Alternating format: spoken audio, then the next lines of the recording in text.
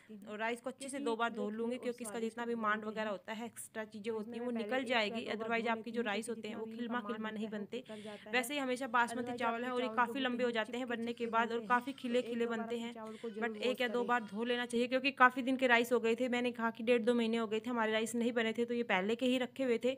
हमारे महीने में 7 से 8 बार तो बनते ही हैं राइस, जीरे वाले, और वैसे भी बन जाते हैं। तो यहाँ पर मैंने राइस डाल दिए थे, जीरे का और राई का ही तड़का लगाया था। इसमें भी मैंने राई का तड़का लगाया था, जीरा कम इस्तेमाल किया था, क्योंकि बच्चे होते हैं ना, वो उसको काला काला दिखाई देता है, तो उसे निकालने की कोशिश करते हैं। और राई होती है वो छोटे छोटे दाने होते हैं। तो मैंने कुकर में को चढ़ा दिया है, और यहाँ पर भी आप देख सकते हैं जो हमारी कढ़ी है वो अच्छे से उबल रही है, अच्छे से पक रही है। इसको मैं 1 से पौन घंटे के लिए उबालूंगी, जब तक कि मैं आटा गूंद लेती हूँ, और तब तक मेरी कढ़ी बनकर रेडी हो जाएगी। कुकर में 1 सीटी आते ही हम इसे ऑफ कर देंगे गैस के फ्लेम को, और हमारे चावल 1 सीटी में ही बनकर रेडी हो जाते हैं। तो दोस्तों यहाँ पर मैं किचन की क्लीनिंग कर रही हूँ। आज हमने भिंडी काट ली थी पहले ही, तो सुबह यूज कर लेंगे क्योंकि भिंडी को काटने में काफ़ी देर लगती है। तो अभी क्या होता है, इवनिंग के टाइम बैठे रहते हैं, फ्री बैठे रहते हैं, तो उस टाइम पर हम इसे कट करके रख देते हैं ताकि सुबह ऐसी सब्जी जो काफ़ी देर लगती है कटने में, अब इसे कटी को फ्रिज में रख देंगे और सुबह आराम से छोका लगा लेंगे। उसके बाद मैं बर्तन वॉश करके लेके आई थी, उनको भी मैंने स्टैंड पर नहीं लगाया था, तो साथ साथ ये काम निपटा लेती हूँ क्योंकि अभी खाने का टाइम हुआ नहीं था। 6:30 बजे थे, 6:45 भी नहीं हुए थे। इस टाइम पर तो हम बैठे रहते हैं, इस टाइम पर तो मैं खाने की तैयारी भी नहीं करती हूँ। आज मेरे चावल और कढ़ी दोनों बन चुके हैं। रोटी है थोड़ी सी बनानी है, ज़्यादा नहीं बनानी। मतलब फैमिली तो काफ़ी बड़ा है, लेकिन एक दो दो ही रोटी लेंगे, सब चावल के साथ चावल ही खाएंगे। और यहाँ पर देख सकते हैं मैंने आटा वगैरह लगाकर खाना बनाना स्टार्ट कर दिया था और मेरी बेटी भी उठ चुकी थी इस टाइम पर। वो अब दिखाऊंगी, वो आएगी मेरे पास और क्या करती है, वो आटा लेने की कोशिश करती है कि मुझे चाहिए आटा, मुझे भी खाना बनाना है। लड़कियों को स्टार्टिंग से ही इन चीज़ों की पता नहीं क्यों मतलब होता है, लड़कों को ये चीज़ें नहीं होती। लड़कियां आटा लेना, झाड़ू निकालना, बर्तन मांजना, मतलब स्टार्टिंग से ही उनमें एक नेचुरली होता है ये चीज़ें। और मेरे चेहरे पर आप देख सकते हैं कितनी मोटी पिंपल्स आ गई है, बहुत मोटी है। ये मतलब इसमें पिप्स बना हुआ है, पता नहीं क्या क्यों हो रही है, गर्मी की वजह से हो रही है, क्या हो रहा है, आम वगैरह ज़्यादा खाते हैं उसकी वजह से हो रही है, तो बुरा हाल हो रहा है। और आप देख सकते हैं आ गई है मेरी लाडो यहाँ पर, और ये मेरे से आटा मांग रही थी। तो हेलो दोस्तों, गुड मॉर्निंग, कैसे हैं आप सब। अभी जस्ट हमने चाय वगैरह पी ली है और आज मुझे आपसे कुछ बातें करनी थी। सुबह सुबह 5:30 पौने 6 का टाइम है, तो कर लेती हूँ बातें, कुछ आपसे मुझे ज़रूरी बातें करनी थी। तो आपको दिखाती हूँ मेरे चेहरे पर कितने मोटे मोटे पिंपल्स आ गए हैं, और ये गर्मी के हैं। रात को मैंने कंटिन्यू व्लॉग नहीं रखा था, तो ये मॉर्निंग में मैं आज इस व्लॉग को यहीं पर फिनिश करूँगी ताकि दूसरा व्लॉग स्टार्ट कर सकूँ। और मैं कंटिन्यू वीडियो नहीं बना पा रही क्योंकि मेरी बेटी बनाने नहीं देती, वो काफ़ी मेरे पीछे पीछे घूमती रहती है, जिसकी वजह से मुझे वीडियो नहीं बनाने देती। मैं कोशिश करती हूँ रेगुलर वीडियो बनाने की और कोशिश करूँगी, तो प्लीज़ आप मुझे थोड़ा सा सपोर्ट दीजिएगा जैसे आप दूसरों को देते हैं। मुझे वॉइस ओवर करनी पड़ रही है, इसके लिए सॉरी। बिकॉज मैंने बाद में देखा कि आवाज़ नहीं आ रही थी मेरी, बिल्कुल हल्की हल्की आवाज़ आ रही थी, तो आपको अच्छे से सुनाई नहीं देता, जिसकी वजह से मुझे वॉइस ओवर करना पड़ रहा है। और आज बताती हूँ कि मुझे क्या बात आपसे करनी थी।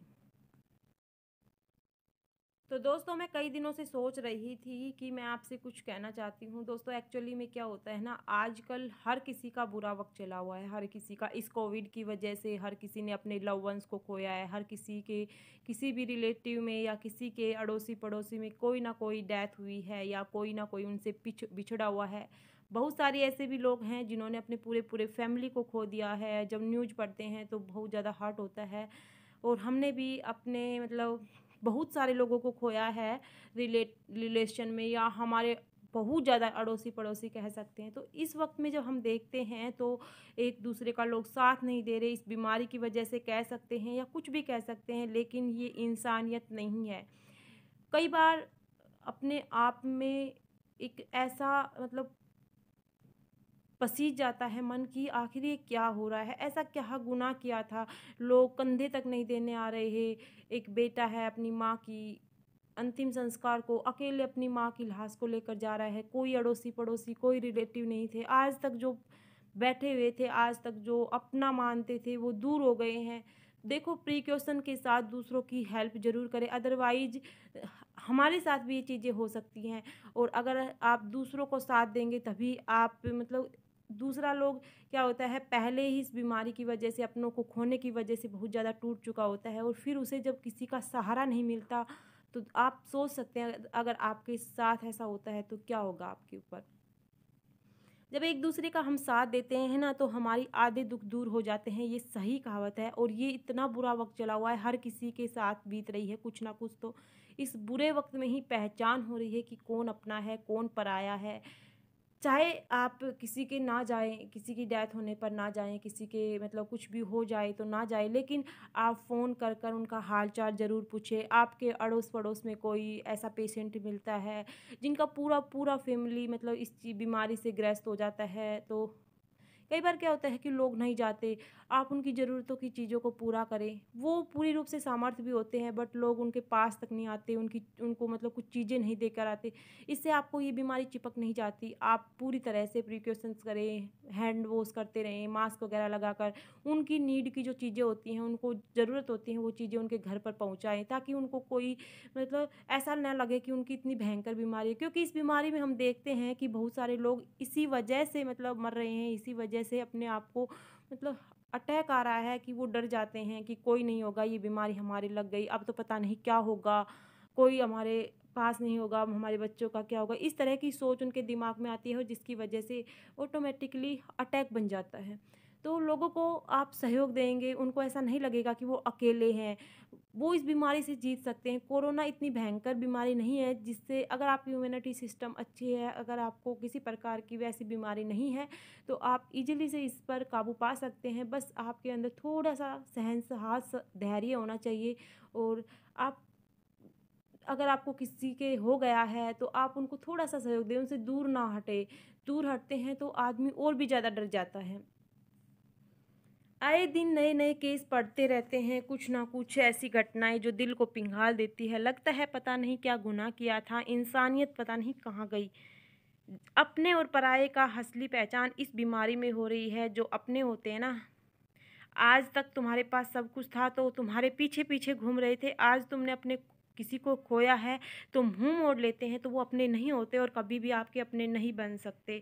तो हमेशा बुरे वक़्त में ही साथ देने वाला सच्चा मित्र होता है, चाहे उसने आपके अच्छे वक़्त में आपका साथ ना दिया हो, अच्छे वक़्त में आपके पीछे-पीछे ना घूमे हो, लेकिन बुरे वक़्त में आपके पास आकर बैठा है, वो ही अपना है।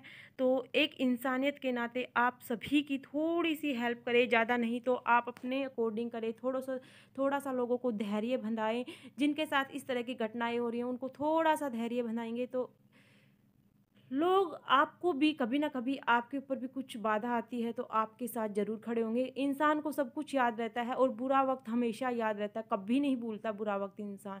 अच्छे वक़्त कुछ पल के लिए होते हैं और फिर चले जाते हैं, लेकिन जो इंसान के बुरे वक़्त होते हैं ना, वो पल-पल पर याद आते हैं और वो पल-पल पर उन चीज़ों को याद करता है, जो उनके साथ हुआ था, तो उनके साथ कौन था, कौन नहीं था।